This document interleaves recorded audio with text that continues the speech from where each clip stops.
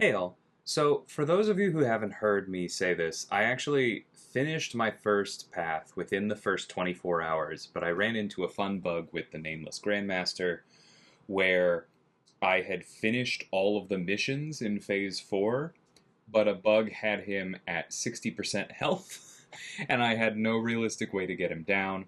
And so I waited about 30 hours until the fix for that bug was shipped live, at which point I came in, knocked him over with Carl, and here we are.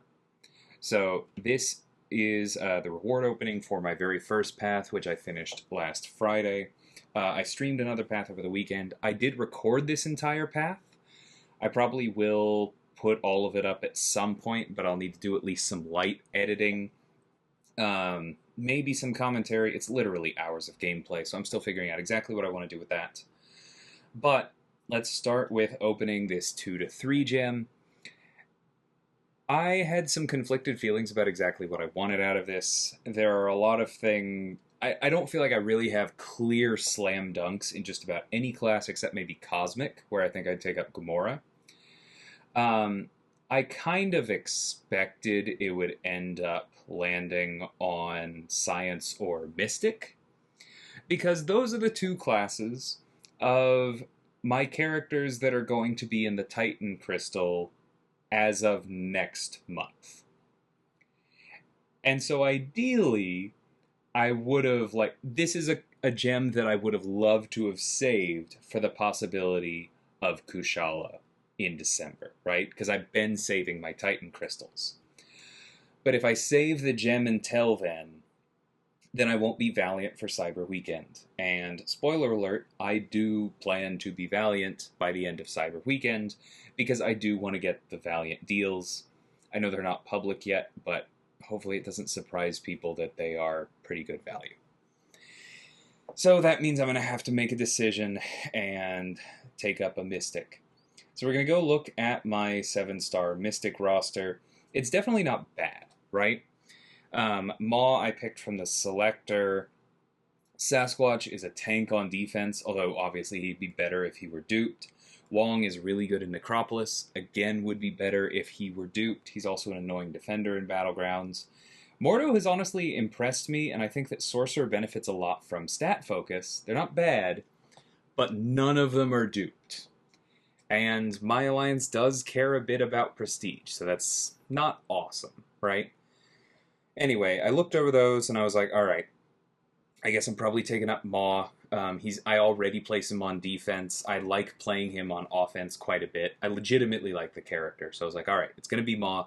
Let's go and try and open Shuri, because that also is going to affect how quickly and how cheaply I explore the rest of Necropolis, because I feel like she is the single largest weakness in my roster. I have Kate, I have Absorbing Man, I have Zemo, I have Gamora to handle a lot of the techs. That's not Shuri. But I don't have Shuri. I don't really have a good tech champion for Necropolis overall. I also don't have Guillotine 2099. My best tech champions are like Future Ant-Man, Infamous Iron Man. Who am I thinking of? Like, characters I really like. Viv is another one. Characters I really, really like and think are excellent, but they don't have the damage reach for this content, right? Especially not compared to Shuri, who also has that block unblockables when duped and the non-contact hits that just make her incredible for this content. So, badly want Shuri. What you see me doing here is trying to open exactly as many 6 stars as should get me over the line, and I pull one of the 4 6 stars I didn't have yet. So thanks for showing up now, Moon Knight. Excellent timing. Anyway, gonna have to open another one, but what I'm trying to do here is open a 7-star basic crystal, because maybe it'll be Shuri, right? The odds aren't high, but I have to try. Because if I got Shuri out of a basic here, or this first crystal, well, then I would be more likely to try and open a Mystic for the other class crystal, because then I would be more likely to dupe Sasquatch, Wong, Maw, somebody who would then be a clear rank 3 option, right? Obviously, Ant-Man is not Shuri. I like Ant-Man, although I think he wants his dupe. Not what I was going for. That's fine. That's what the odds are. I expected it to not be Shuri. We open another class crystal here. Here's another try for tech. And what do we get?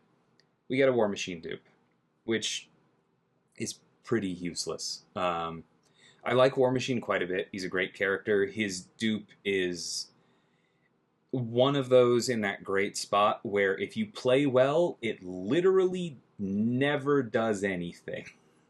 Just pretty unfortunate. It's kind of an older place for SIGs to play in. Maybe we'll be able to update it at some point.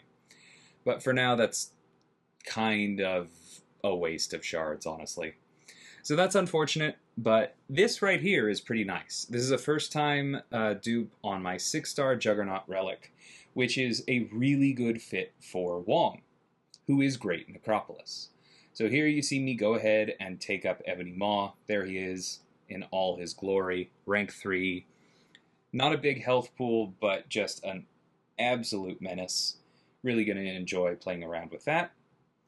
And then we move on to Wong, who I didn't pull from Necropolis, nor did I necessarily get the materials for this rank 2 from there. But like I said, I duped the Juggernaut Relic that's already attached to him. The healing benefits, the unstoppable damage, all synchronize really well. I guess synergize is the better word there. Synergize really well with his kit. Wong does some incredible things in Necropolis. I'm really looking forward to using him on some other paths.